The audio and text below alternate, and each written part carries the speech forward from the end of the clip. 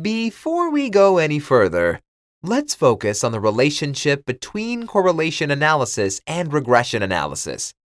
There is a single expression that sums it up nicely. Correlation does not imply causation. Let's spend one more minute on that. First, correlation measures the degree of relationship between two variables. Regression analysis is about how one variable affects another or what changes it causes to the other.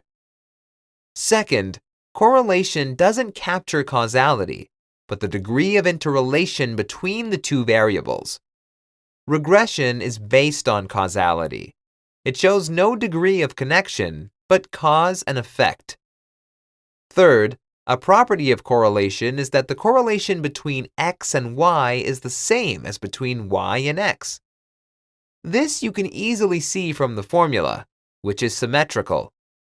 Regressions of y on x and x on y yield different results. Think about our example with income and education. Predicting income based on education makes sense, but the opposite does not.